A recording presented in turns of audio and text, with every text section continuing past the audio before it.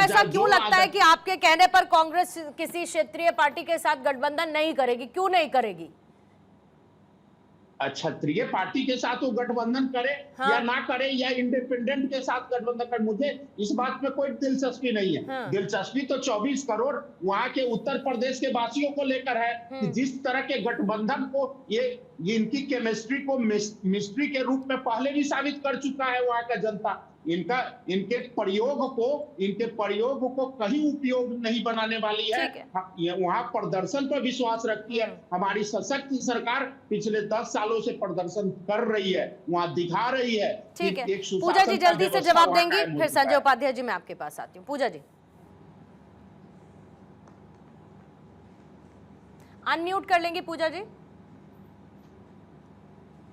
पूर्णिमा जी इतना झूठ कैसे बोल लेते हैं? अब इनको बोला जा रहा है कि चलो उत्तर प्रदेश में और झूठ की जो है बयार बहाओ। पहली बात तो भाजपा के प्रवक्ता ने एक बात कही कि जो विदेशी फंडिंग हो रही थी, तो क्या जो लल्लू सिंह थे जिन्होंने कहा कि संविधान कैसे बदला जाता है, अयोध्या की पूरी जनता को समझाया कि 2/3 मेजोरिटी क्या होती है lower house and upper house में, तो क्या वो विदेशी द्वारा प्लांटेड किए गए हुए थे? अभी भी आपने जो एक तो 131वां संविधान संशोधन लाने का प्रयास नहीं किया? क्या आपकी कोशिश रही? अभी जब मैं सुन रही थी जो चिराग पासवान, संशोधन और संविधान बदल देने में अंतर है ना पूजा जी।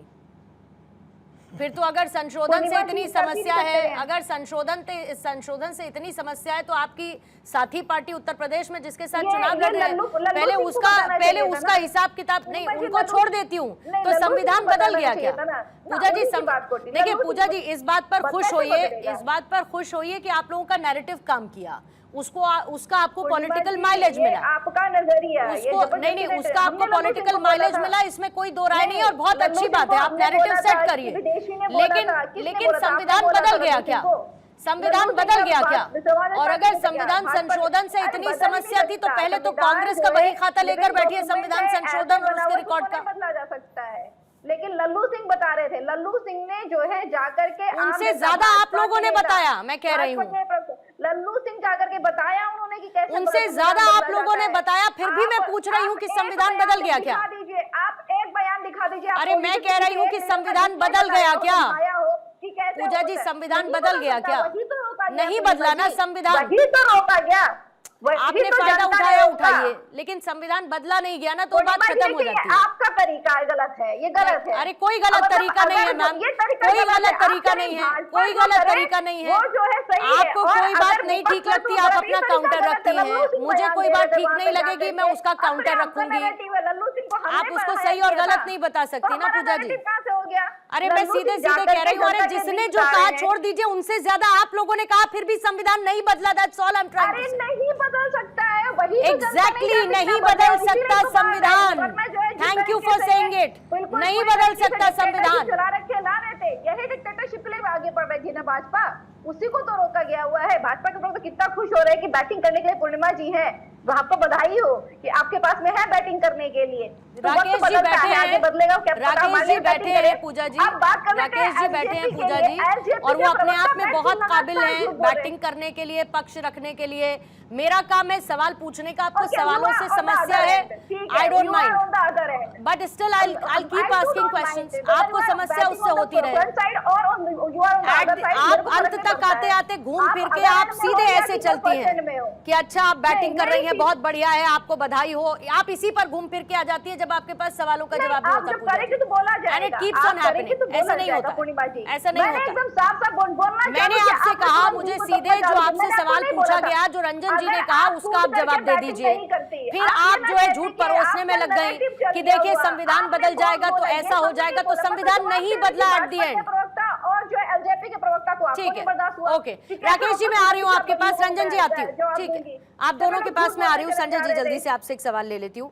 कांग्रेस और समाजवादी पार्टी के बीच अलायंस हो रहा है, ये तो तय, लेकिन दोनों के बीच में आप कोई चैलेंज इस वक्त देखते हैं?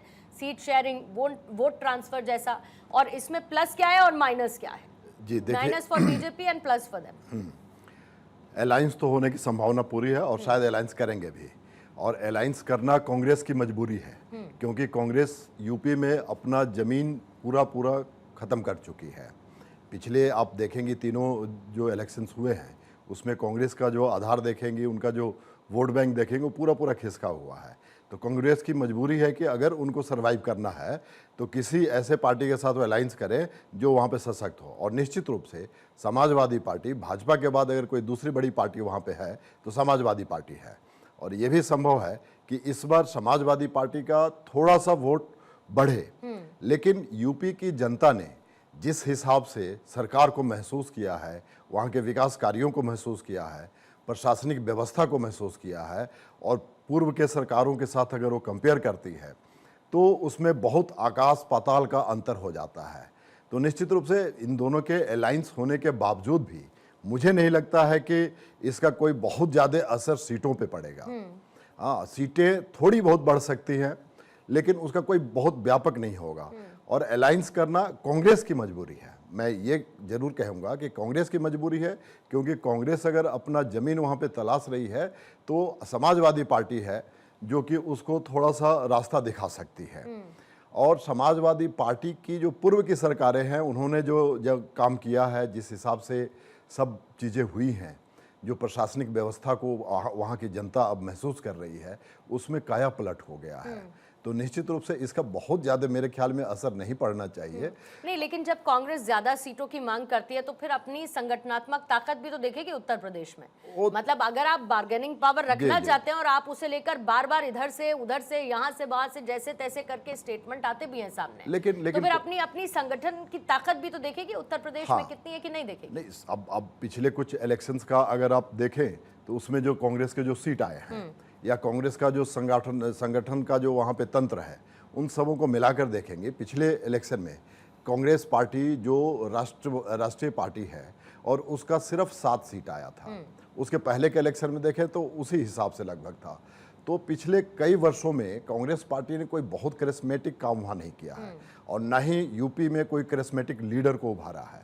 आपसे अगर पूछा जाए कि यूपी का कोई एक करिश्मेटिक कांग्रेस का लीडर बताइए तो शायद राहुल गांधी और प्रियंका गांधी के अलावे कुछ हमारे समझ में नहीं आता है। अरे अजय राय जी है? नहीं, हाँ है तहसीन भाई, बहुत लोग हैं, लेकिन उस लेवल पे नहीं है कि योगी जी के पैरेलल अगर आपको बिठाना हो तो आप किस नेता का नाम लेंगे वहां पे? नहीं, अब इमरान मसूद का आपने नाम ले लिया, अब इमरान मसूद का आपने तहसीन नाम ले लिया। उससे भी बड़ा एक नेता है पूर्णिमा जी, उससे भी बहुत बड़े नेता है इमरान प्रतापगढ़ी, वो भी बहुत बड़े नेता है। हाँ, वो तो मास लीडर है वो तो तहसीन भाई को बहुत सारे नेता ऐसे दिखाई देंगे। इमरान प्रतापगढ़ी जैसा मास लीडर आपको मिलेगा नहीं। तो योगी जी के कद का या नेता अगर कोई उनके पैरेलल अगर आप बिठाना चाहे तो हमको लगता है कि कोई भी नेता अभी वहां पे नहीं, इस तरह का कांग्रेस पार्टी का तो नहीं है। समाजवादी पार्टी में अगर देखेंगे तो हाँ, अखिलेश यादव एक चेहरा है, और लेकिन उनके अलावे अगर आप देखेंगे तो उत्तर प्रदेश में फिर वहां पे आपको थोड़ी सी कमी लगेगी। समाजवादी पार्टी में अखिलेश जी के अलावा कोई और चेहरा नहीं, चेहरा उतना बड़ा नहीं दिखाई। याद आ रहे हैं, क्या बात कर रहे हैं, कैसे बात करते हैं, मतलब ऐसा लग रहा है वो बच्चा बोल रहा है जैसे जिसको लगता है नहीं, पर मुख्यमंत्री थोड़ी बना दीजिएगा पूजा जी, वो तो अखिलेश जी के लिए रिजर्व है ना। पूर्णिमा जी वो अलग सीट रिजर्व है। मैं बोला कि सीट रिजर्व नेता बात कर रहे हैं। पूर्णिमा जी देखिए, मैंने अब जब मैं बोलती हूं बैटिंग करता हूं बुरा लग जाता है। मैंने तो ये कहा कि अखिलेश जी के अलावा थोड़े ही किसी को बना दीजिएगा। अब इसमें पूजा जी कुछ भी तथ्यात्मक भी गलत नहीं है, इसमें तथ्यात्मक भी कुछ भी गलत नहीं है, तो विरोध करने के लिए आप विरोध कर लीजिए। बहन जी, आपने जो बात कही है